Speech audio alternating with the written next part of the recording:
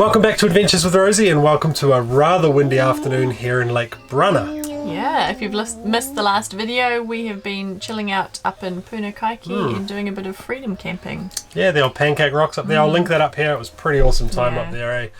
And our freedom camping actually continues because, believe it or not, Lake Brunner has a freedom camping area. So this is kind of inland from Greymouth. You can stay here for a couple of nights right on the lake. There's literally like $1 million houses like just behind us. It's a popular lake for skiing and water skiing, not for skiing, for water skiing and trout fishing. So we are going to explore tomorrow when it's a bit nicer. There's also the Brunner Mine down the road which we'll check out. Yeah. And there's an old mining walk. So yeah, if the wind dies down tomorrow, we're going to get out and explore. Yeah. Let's do it.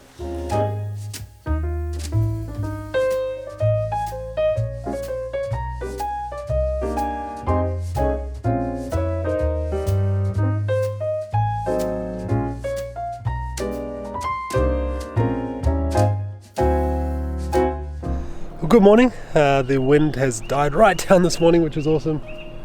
Pretty cool lake actually. There's people out trout fishing. We stayed just back there, so nice and close. You can stay here for 2 nights, completely free. Awesome. So we're going to go down to the there's a little town down the road, Moana. I'm going to see if I can find a coffee, and haven't been near a cafe for quite a while now. And then we're going to go and do a walk.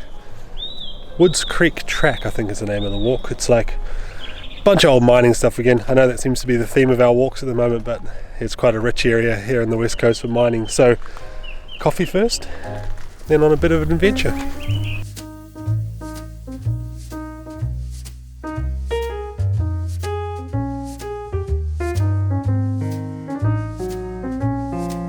Alright, well, our morning mission to the Woods Creek Track isn't going too great. GPS took us up this gnarly road here. We've been in 4-wheel drive for the last maybe 4 kilometers before we found somewhere to turn around. And we pulled over, and then a local 4-wheel drive passed us, and he was like, "You guys are in the wrong spot. Like, this is a gnarly road. It's a dead end apparently. It's 15 k's of 4-wheel drive track, and then it's a dead end." I suppose the warning was, there was a big sign we saw that we drove past that said the council does not maintain this road past this point, but we kept driving because GPS was like, "Hey, just go this way." So apparently we got to hook right back around. So yeah, I might get Chelsea to get a few shots of how gnarly this road is on the way back down. We got to backtrack now. Thank goodness for 4-wheel drive.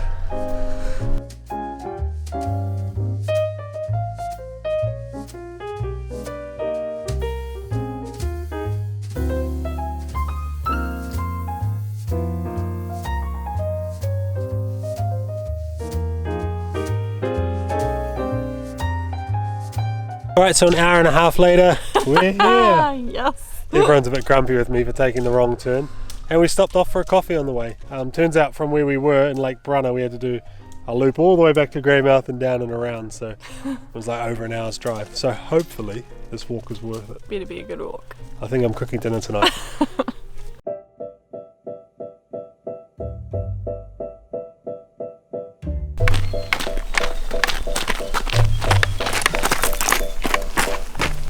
These are all old mine tailings, you know, all the rock that the gold was washed off, just all stacks of it, and you can tell it was quite a while ago because all this bush has been obviously growing back since the mining took place here, but pretty amazing just walking through the old stacked rock.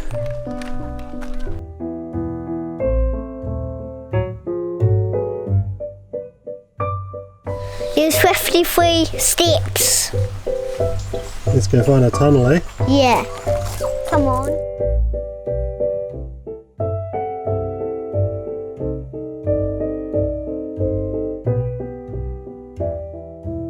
This is a pretty amazing track. There's these tunnels like this that just go back in. Some are closed, some are open, and this one we just walked up for ages, and it kind of splits off into multiple tunnels. There's old wooden posts in there from when they used to reinforce them, you know, and the big cavern up the back. Glowworms. Pretty amazing. You can just wander in there. So it gets got over there, goes down there, gets dumped into a funnel, goes down there, and that's it.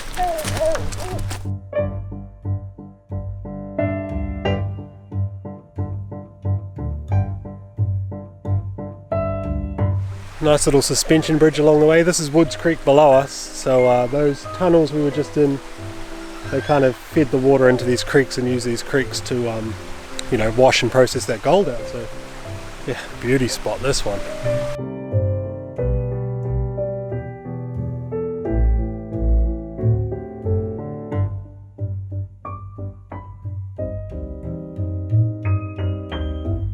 Chelsea, am I still in the dog box? Nah, you're alright, I think. Yeah, the walk was pretty cool actually. We've seen a lot of those carved out tail races through the stone where they used to send the water through, but this is the first one we've been able to walk through, so yeah, well worth the drive out here. This is further up the Shantytown road, so if you're ever going to Shantytown, which is just south of Greymouth, if you carry on like 10 minutes up the road, you'll end up in this car park, and then you can do this kind of loop walk. 45 minutes it took us, when it's, yeah, hour maybe, but yeah, well worth visiting for sure. I think we're going to grab some dinner on the way back, find a playground, and then just chill out for the evening. Hey Piper, what's your new word you learned? Hammer. Hammer? Yeah. You say it. Hammer. Hello. Hammer. Hammer. Hammer. Hammer. Hammer. Hammer. Don't touch it!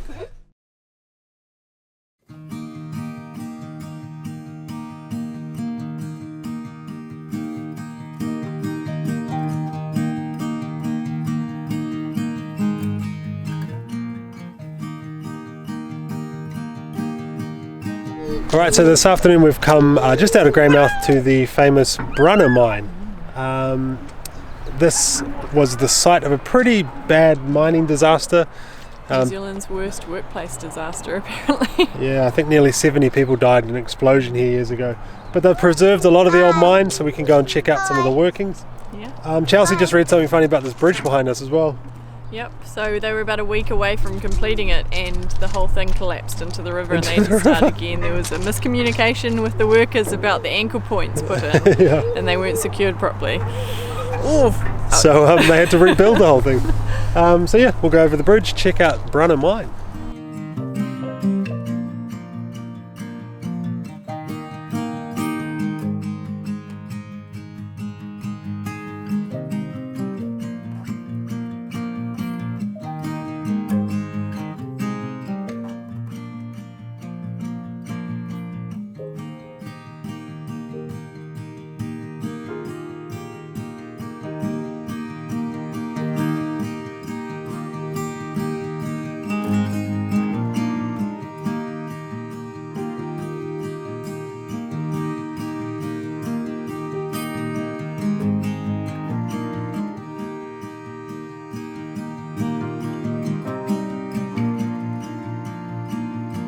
So the coal that's here at the Brunner Mine was found by a bloke called Thomas Brunner. He found it in 1848, and it wasn't until 1864 that they actually had a mine running here. That mine ran all the way up into 1942, so fair few years.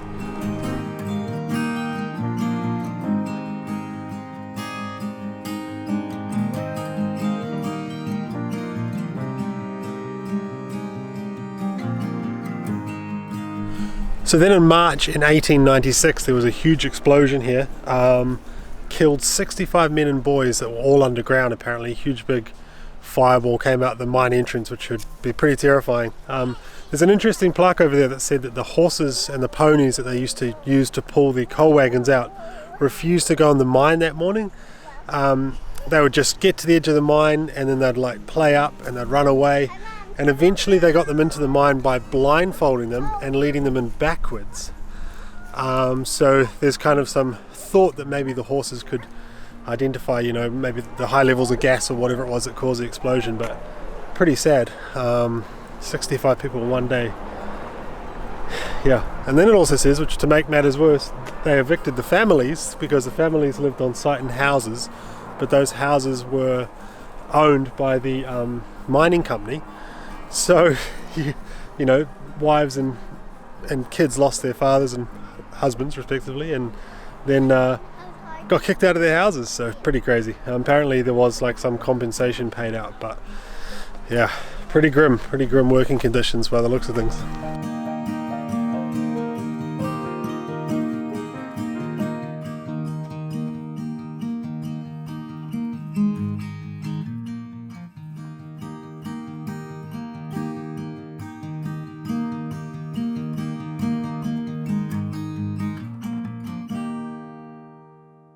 Well, I realised we didn't actually end up showing you much of Lake Brunner, did we? Because we kind of went a bit pear-shaped at the end. We did. We were planning on going out to Lake Brunner Lodge. They'd been pumping it on Facebook in all the motorhoming groups. For most of the year. Yeah, a couple months back we'd seen it and we thought, oh, we'll make a point of going there.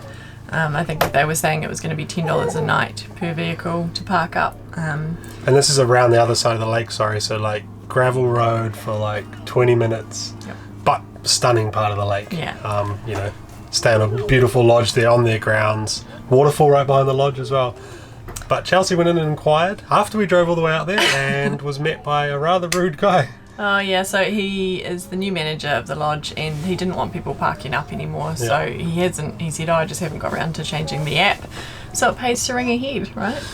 Yeah. He said he was having vans come in and chewing up the grass and then expecting to use their water and getting grumpy and there was no dump station and all the rest of it, and he just said it's just not been worth the hassle for them, so it's a shame, but you can kind of understand. Yeah, I mean, it's his call, right? The lodge is like a little boutique accommodation. It's stunning looking, so beautiful. I can understand that he doesn't want like camper vans parked on the back lawn or whatever, but he was just a little bit abrupt about it. And we drove all the way around there, so yeah, so the trip has been cut short a little bit. We didn't get to show you the lake, but we've got a pretty cool sort of next part of the trip coming up. We're going to chill out for a few days in Hokitika, get some mail, some prizes for the Christmas draw, which is coming up, and then we're going to head south and do kind of that bottom chunk of the west coast, Yeah. So Chelsea's looking forward to the glaciers. Yes. Franz Joseph Glacier. Harvey is too. And yeah, check out the rest of the west coast, and then who knows from there. Thank you for watching. Yeah. See you next video.